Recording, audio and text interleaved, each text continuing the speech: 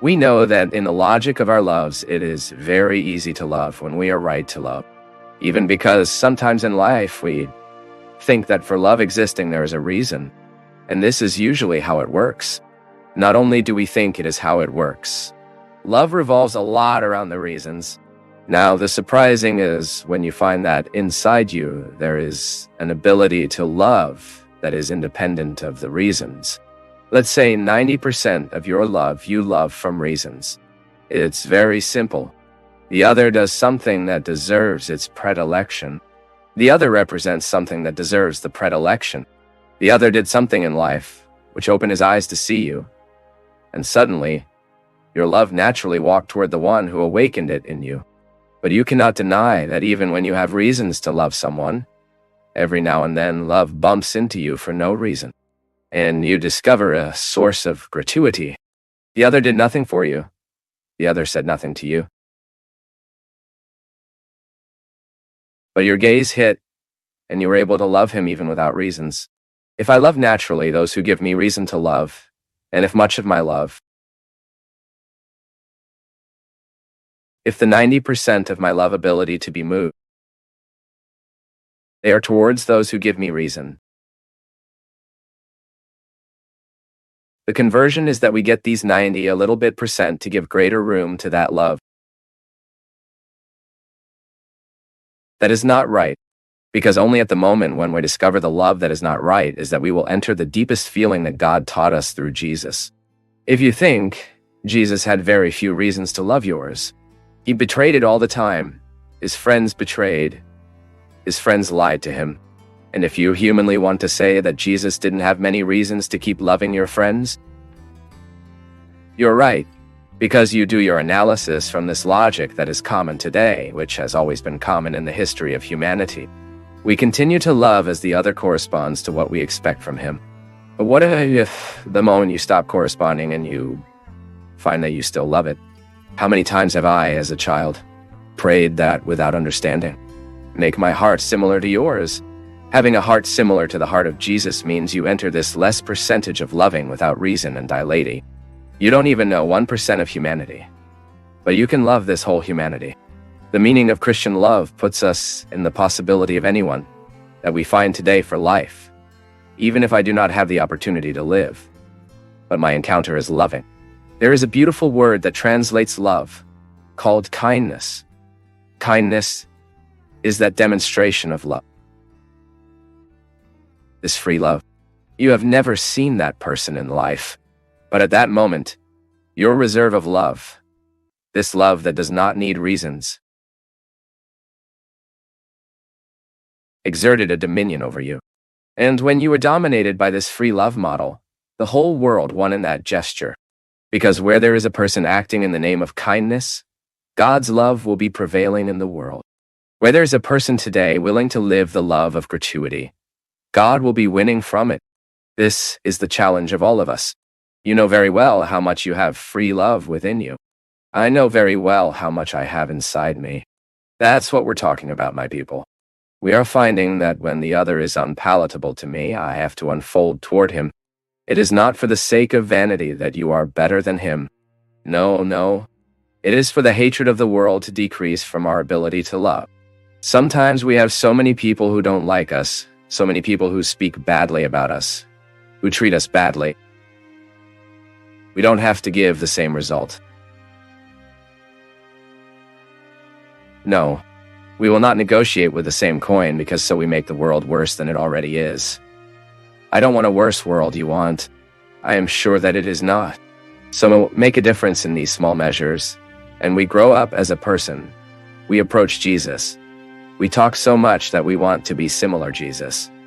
But Jesus had an immense ease of loving those who hated him. Those who hated him, he loved anyway. Approaching those who treat us badly and offering a kindness gesture is a beautiful way we have to show that we are not at war. Because sometimes our silence can say that we are at war too, no? Approach. Treat well. Get well what arrives, even if he doesn't like you. The problem is his, he who doesn't like it. Do you make your effort to work your humanity? Why? 'Cause You don't want to join the court of hatred in today's world. I think it's beautiful, my people, Jesus' ability to look at the miserable and think that this religion began like this, to think that all this is motivated by this mystique. The absurdity of a God who prefers the poor. The absurdity of a God who prefers the weak. The absurdity of a God who prefers sinners. You think that where human misery exists, even if it is the one that ashames us, there the love of God screams, asks for passage. Maybe we will gain a different, more merciful look, knowing that in the fragility of the other I am mirrored too. That when I look at sign on the other, I'm seeing mine too. That's why I may reject so much, because I'm seeing what I don't like to see in me. God has to open our eyes to these things, my people. Because all the time Jesus was busy with these people, he was not afraid. He was not afraid of prostitutes. He was not afraid of the thieves. Because he knew who he knew very well it was. Take possession in this specific way of Jesus being so that we can be in the small measures also like him. That does not fit within us, this vain holiness that distances us from others. No. If your holiness distances you from those who need your mercy, be careful. Because you may be on the wrong way. The more God is in us, the greater our ability to look at the world's calvaries and come to him with reverence. In that book of mine, when suffering knocks on your door, if you have the opportunity to read it, why do we suffer? Because we are human, we are naturally limited. The suffering is born from the limit. I am limited, so I can't escape suffering. The suffering will knock on the door of every person. Sooner or later, we will face all dimensions of suffering. Physical suffering, affective suffering, spiritual suffering. We suffer from losses. We suffer from jealousy. We suffer from pain. We suffer from death. All of this is part of the human condition. No human being is free to face. Today, for example, we are all with the news that I was particularly scared. Such a young boy who found that he has that lymphatic cancer. By the time he said this sentence, I'm ready for the fight. This is the most coherent attitude of those who want life. Because when suffering knocks on your door, you may well surrender to it. Or you can welcome you well in your life and establish a pact with it. Okay, I'll manage you, but I don't want you to take me.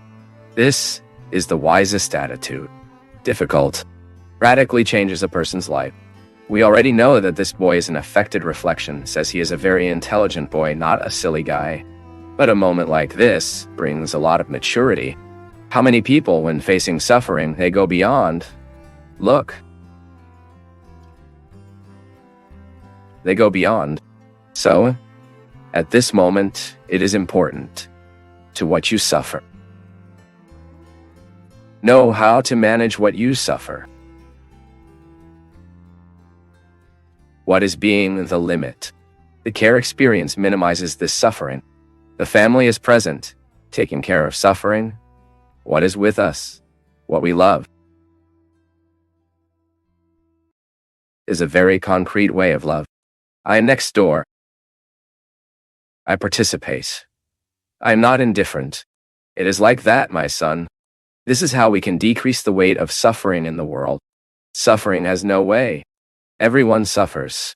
And it would be a nonsense of our part to think that we will not have suffering, or that we can prevent suffering from coming to our life. Of course, I need to do everything to make my life marked by wisdom, so that I make the best choices, so that I suffer less. So, when I administer my life well, it is natural that I will be able to have before myself, who knows, a slightly quieter, slightly more harmonious life. But what about the accidents of life, and what I can't control? So here comes the moment of wisdom, that we make the experience of care, which is naturally human, a human experience of you to take care, that you make sense to what is happening. Then somehow, overcome what so much it hurts us, because every human being suffers. Human suffering It is born of the condition of being a creature. So I'm not perfect. I suffer from imperfections. For example, this week I lost my voice. Since Sunday, I'm still very bad. My voice is coming back slowly. This cough, I don't know what else to do. Already even sent Mars sulfur to see if making a syrup of this sulfur we improve. The body suffers because it has limits. Something I'm doing, something in my daily life has caused my wear. Of course, I think about it all the time. My mission is arduous. I travel too much. I have a lot of travel. I have a lot of events. And I have a very full life. All of this is a factor that I need to think. When I don't think about these factors and keep exposing myself in a wrong way to work, when I don't have due rest, I'm abusing my limit. So it is natural for my suffering to come. A 7-month-old child may not even make choices, and she already suffers from the simple fact of being a creature. There is no way we can remove the suffering of the creature, because it would be to deprive the creature of his freedom. A lot of people ask this question that I find absolutely unnecessary. Why does God allow suffering in the world? Because the world is world, and all worldly reality is naturally limited. If God is to interfere in this creature condition, if he will remove our limit, then he is radically contrary to our condition. What we need to do, and this is the way out for the second question, how can I do to minimize suffering in the world? Then we have the word care. The anthropological experience of caring and being cared for. Care is the human reality that helps us overcome, to circumvent the experience of suffering. We don't overcome totally, but somehow we make sense to him. We make sense in 2 dimensions, or because we understand it, even if we can't change, or because we, besides understanding, can interfere with him. We are following, for example, hunger in Somalia. It's a worldwide shame. It is unfortunate that we have the expense, that we know that it is published all the time, with weapons, with war instruments, with weapons of destruction, that countries invest so much because of this security that we say need to have. That if invest so much in weapons, and we forget about human issues, and that we stop taking care of human situations, and that exposes this shameful wound that is hunger.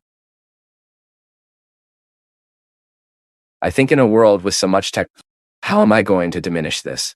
In the experience of caring, how do I take care of the hungry in the world? When I look to my side and discover those who are closest to me and that I can reach.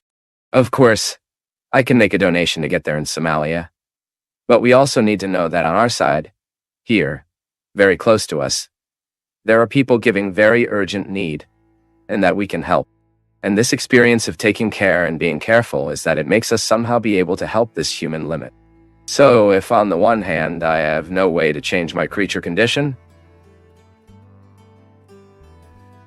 on the other, I learn that care helps me in this creature condition.